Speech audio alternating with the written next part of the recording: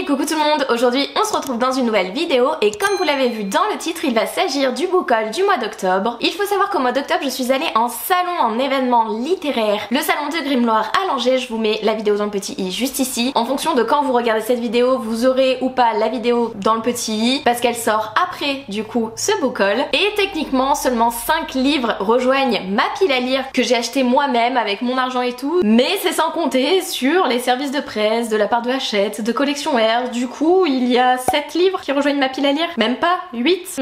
Je vais vous montrer tout ça. D'ailleurs on va commencer par les services de presse, ils sont dans le désordre, donc on va passer un coup à Hachette, un coup à Collection R. Merci à eux pour leur confiance, merci à eux pour les envois, ce sont des envois à titre gratuit. Je ne suis pas rémunérée pour vous parler de ces ouvrages, j'en ai déjà lu un seul en fait.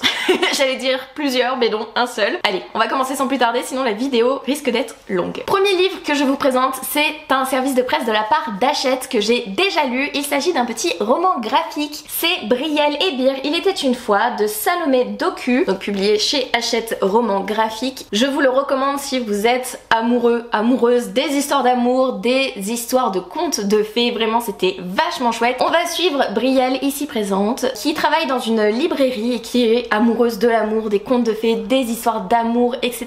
Des princes charmants, pas de la grenouille qu'on embrasse, non non, vraiment du prince charmant, du beau jeune homme qu'on aime, que tout le monde aime, qui est sous les feux des projecteurs quoi. Et nous avons Beer ici présent, qui est un joueur de rugby, qui est justement sous le feu des projecteurs, sauf que lui il a un côté un peu timide, réservé, il aime pas trop cette position mais en même temps il adore son sport et le destin va faire qu'ils vont se rencontrer. Que va-t-il se passer? Vraiment c'était tout mignon, c'était tout doux, les illustrations sont magnifiques, la colométrie vraiment est juste dingue. Il y aura une suite on va dire parce que à la fin du roman c'est écrit: ne ratez pas la suite, Brielle et Beer, projet conte de fées, apparaître en 2026. Je vous le recommande, c'est vraiment tout doux, tout mignon et on sait les amoureux de l'amour. Encore un roman que j'ai reçu de la part de Hachette, Quand Haru était là, de Dustin Tao, et cette fois-ci je vais vous lire le résumé car faire un résumé de celui-là c'est un peu plus compliqué. Si tu disparais à nouveau, comment je ferais pour te retrouver? Haru m'embrasse sur le front. Ne t'inquiète pas pour ça, Eric. Dis-toi juste que je te retrouverai, je te le promets. J'espère qu'il tiendra cette promesse, sinon je passerai le reste de ma vie à le chercher. Ça c'est une petite phrase d'accroche et le résumé est à l'intérieur du roman, c'est un petit peu plus long. Après la mort de son meilleur ami, Eric Lee s'invente 1001 scénarios pour surmonter cette épreuve. L'un des deux devient réalité lorsqu'un garçon rencontré l'été précédent au Japon débarque dans sa vie. Au moment où Eric s'y attend le moins, Haru Tanaka entre dans le même café que lui et s'installe à ses côtés. Seulement voilà, personne d'autre qu'Eric ne peut voir Haru. Sans avoir le temps de prendre conscience de ce qui lui arrive, Eric se lie d'amitié avec Haru, dont la présence est suffisamment forte pour combler peu à peu l'absence et le manque qu'il croyait ressentir à jamais. Mais alors que les deux garçons passent de plus en plus de temps ensemble, Eric commence à remettre en question ce qui est réel, puis à perdre le contrôle du lien qui l'unit à son nouvel ami. Il a l'air tellement triste, tellement touchant. Ça parle encore une fois de deuil, c'est écrit gros, c'est aéré, il y a beaucoup de dialogue. C'est l'auteur de Vous êtes sur le portable de Sam, où j'ai eu un avis assez mitigé, notamment sur la fin où j'étais en mode ça se passe beaucoup trop vite, mais le début était ultra touchant. Il parle du deuil, de l'acceptation des étapes du deuil, mais tellement bien dans Vous êtes sur le portable de Sam. C'est juste vraiment la fin qui a été trop rapide pour moi, donc j'ai hâte de découvrir celui-ci, de repleurer encore une fois parce que la thématique du deuil me font souvent pleurer ou en tout cas avoir des frissons, et je vous avoue que j'adore ces émotions, ces sentiments. Oui, je suis folle. Une belle bricasse de la part de la collection R. J'ai reçu La guerrière noire de Willow Smith et Jess Handel, du coup publié chez la collection R. Je vous lis le résumé. Lorsque Yafe est enlevée par des marchands d'esclaves, elle perd tout en une nuit. Ses proches, son avenir, l'espoir de retrouver un jour l'empire de Ghana qu'il a vu naître. Aussi, lorsqu'une fascinante combattante la libère et l'invite à naviguer vers des contrées inconnues, elle la suit sans hésiter et débarque dans un lointain royaume du Nord où tout lui est étranger. Des hivers glaciales aux traditions cruelles. Yafe y devient la servante de la princesse Freddy, aussi douce et effacée qu'elle est forte et obstinée. Une improbable amitié va naître entre ces jeunes filles que tout oppose, sauf leur aspiration à se forger leur propre destinée. Freddy tentera d'échapper à la vie de soumission voulue par ses parents, tandis que Yafe fera tout pour devenir une guerrière au bouclier. Je vous avoue que l'histoire m'intéresse, le fait qu'il y ait une esclave, qu'elle soit libérée, tout ça m'intrigue beaucoup, mais je sais pas si je vais aimer, mais on verra. En tout cas, belle bricasse. Je trouve que c'est écrit assez petit quand même pour un collection R. Il y a l'air d'avoir beaucoup de dialogue. Il y a aussi des textes en italique, donc je sais pas si c'est des pensées, des lettres, etc. Mais bon, on verra. Il fait un peu plus de 600 pages. Hâte de le découvrir. J'espère qu'il va pas rester longtemps dans ma pile à lire celui-ci parce que, je sais pas, il m'intrigue et en même temps s'il reste trop longtemps je sais pas quoi. Mais on va essayer de le sortir rapidement. De la part de Hachette, j'ai reçu le tome 1 et le tome 2, donc Elle et le feu de Alice d'Oublier pour le premier tome et Elle et la cendre pour le second. On peut voir la différence de taille entre les deux. Je vais vous lire le résumé du premier tome. Dans un monde qui vénère le feu autant qu'il le craint, les traques des êtres maudits par les flammes a ramené la paix au sein des royaumes unifiés. Quand le prince arrive en âge de se marier, les nobles y voient l'occasion de placer leur héritier sur le trône suprême. Aliya n'a qu'un objectif, ne pas être choisie, car elle cache un périlleux secret. Elle peut propager le feu et être découverte signerait son arrêt de mort. Effia, au contraire, meurt d'envie d'être remarquée. Cet événement est peut-être sa seule chance d'échapper à l'emprise de ses parents. Sibylle, héritière d'un trône fragile, a quant à elle besoin d'alliés si elle veut espérer demeurer libre. Entre complot et manigance, la rencontre de ces trois jeunes femmes fait vaciller leur destin tout tracé. Et quand l'amour s'en mêle, c'est le continent entier qui risque de s'embraser. Du coup, cette duologie, il me semble que c'est une duologie, ou en tout cas ces deux tomes me font beaucoup envie. J'adore la couverture et tout, l'objet livre. Il y a une petite jaquette qui se rabat avec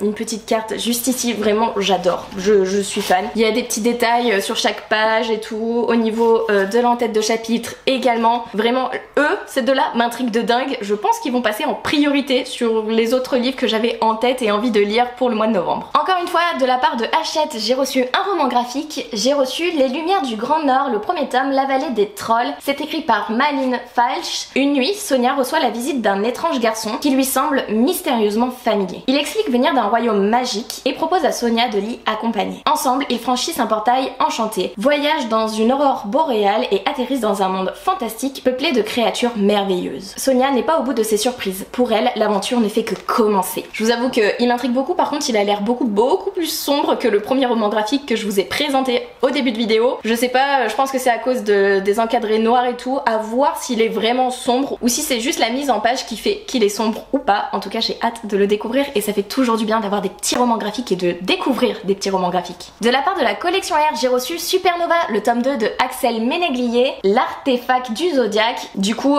il est sorti très récemment ou il sort prochainement, je sais plus quand vous voyez cette vidéo, mais je n'ai toujours pas lu le premier tome, je ne peux pas vous en parler, je ne peux pas vous faire de résumé. Le premier tome, je vais le lire très prochainement car je me suis fixé pour objectif de lire les livres que je veux faire dédicacer pour le SLPJ, donc le salon du livre et de la presse jeunesse qui a lieu au mois de décembre. C'est très bientôt, donc du coup le premier tome va y passer et du coup je pourrai faire dédicacer mon second tome à ce moment-là. Voilà, mais en tout cas il m'intrigue toujours autant, c'est dans l'univers des constellations avec des pouvoirs, des dons, des légendes, enfin voilà, j'adore ce petit mélange et j'ai hâte de découvrir le premier tome. Et le dernier service de presse que j'ai à vous présenter, que j'ai reçu encore de la part de la collection R, il s'agit d'un petit roman illustré, Le renard du père Lachaise de Nicolas Guilsoul, donc publié chez Robert Laffont jeunesse, et vraiment c'est tout doux.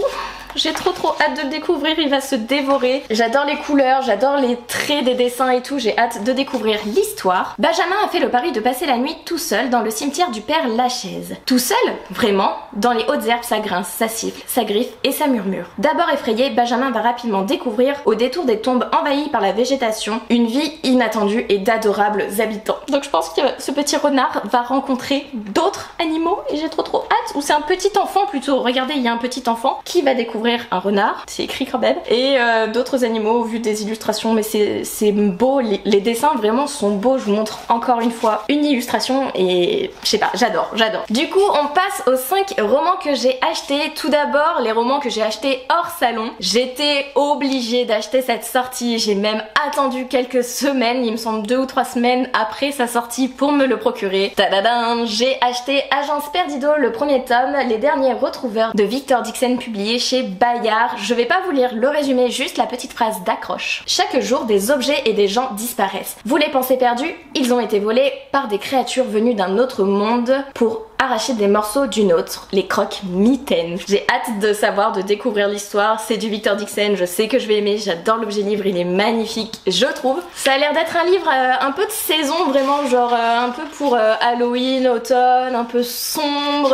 Croque-mitaine, ça me laisse pas un bon souvenir, ça me fait penser à Stephen King qui a fait un film d'ailleurs, et même un livre, il me semble que c'est lui qui a écrit le Croque-mitaine, qui est sorti en film, et ça m'inspire pas trop, vous voyez, mais en même temps c'est du Victor Dixon, c'est du jeunesse, donc j'ai hâte de le découvrir. Une autre sortie du mois d'octobre pour laquelle je ne pouvais pas passer à côté. Il s'agit du tome 4 de Mémoire de la forêt, donc c'est écrit par Michael Brun-Arnaud, la saison des adieux, illustré par Sanoé et c'est publié chez l'École des loisirs dans l'édition 9. J'ai adoré les 3 premiers tomes, j'ai hâte de découvrir le fin mot de cette histoire et de repleurer encore ou du moins d'être touchée au plus haut point. Je ne veux pas lire le résumé, je veux me plonger à l'aveuglette. À chaque tome c'est un magnifique objet livre avec des couvertures différentes qui se déroulent durant des saisons différentes. Ici on est au printemps, enfin vraiment j'adore. Sanoé, elle a un coup de crayon qui est juste dingue et Michael Brun-Arnaud a une plume qui est passionnante, donc j'ai vraiment hâte de découvrir encore une fois cet ouvrage. Mais en même temps j'ai pas envie de quitter l'univers et en même temps je vais pas me faire trop languir, donc il va sortir très prochainement. Et pour terminer cette vidéo je vous présente les 3 romans que j'ai achetés lors du salon Grimloire. Tout d'abord j'ai acheté une suite de saga, un roman de chez Hachette. Il s'agit de Persona, le second tome de Yelena. Donc je ne sais pas quand le 3e tome sort, je ne sais pas quand le 4e tome sort également. Je sais qu'ils ont relancé un petit peu le livre avec la sortie poche du premier, donc on se dit que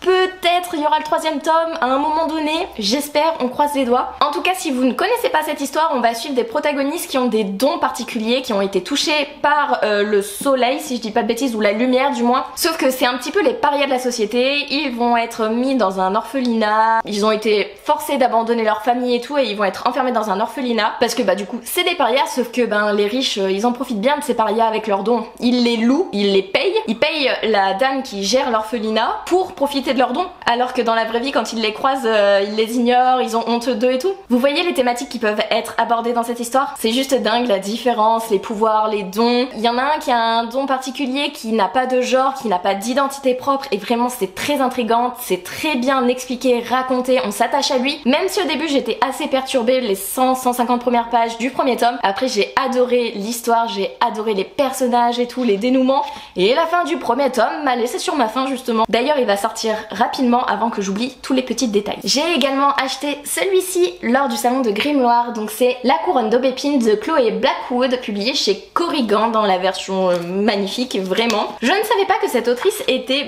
publiée du coup chez Corrigan parce que je la connais avec de l'auto-édition. C'était l'année dernière aux Aventuriales, j'ai acheté un de ses romans, je n'ai toujours pas lu d'ailleurs, il faudrait peut-être que je m'y penche. Et du coup quand j'ai vu qu'elle était là, que celui-ci était magnifique, que l'histoire m'intriguait, que surtout il allait plaire à ma mère, j'étais en mode ok allez, on soutient encore une autrice qui est également auto-éditée. Je ne vous lis pas le résumé, je vous lis juste la phrase d'accroche. Elle a vu son avenir, il connaît déjà le sien s'il échoue. Aucun des deux ne laissera sa destinée s'écrire sans agir. Ça va être une saga, je ne sais pas si ça va être une duologie ou plus, en tout cas celui-ci est un premier tome. Jusqu'où ils iront pour changer leur destin. De leur confrontation dépendra l'avenir de leur royaume. Avouez que ces 2 phrases d'accroche vous intriguent beaucoup. Moi ouais en tout cas, et je pense que ma mère va adorer. Et le dernier livre que j'ai acheté lors de ce salon, j'ai rencontré ou revu du coup Louise de Rêve ta vie en lecteur avec son chéri qui a créé la maison d'édition Emeris et du coup j'ai craqué pour Echo, le tome 1, l'Onyx de Marianne LTR, donc publié chez Emeris dans la version brochée. Il me faisait beaucoup de l'œil lors de la campagne Ulule, mais j'hésitais et je me suis dit que vu qu'ils étaient présents, c'était le moment de les soutenir. Donc voilà, en plus l'autrice était en dédicace. Je ne voulais pas forcément la version Toc Toc. Je vous avoue que celle-ci me suffit amplement. J'aime beaucoup la couverture. C'est écrit assez gros, il y a beaucoup de dialogues. Je vais essayer de vous montrer aussi une en-tête de chapitre. Il y a des petits détails qui sont non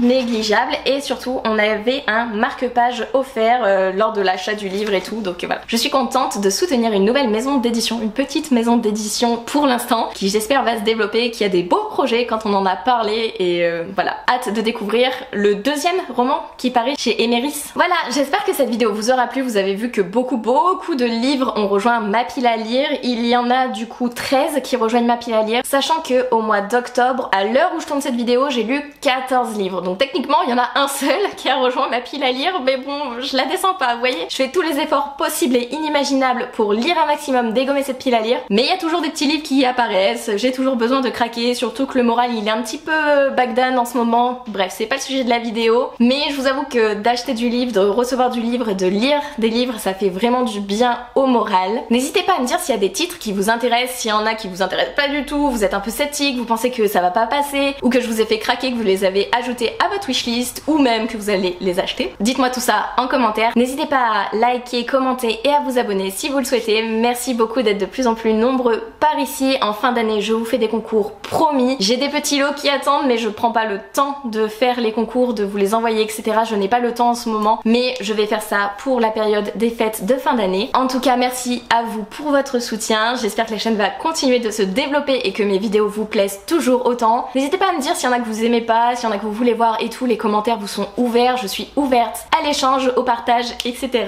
Et du coup, je vous laisse, je vous fais des bisous et je vous dis à une prochaine vidéo. Bye!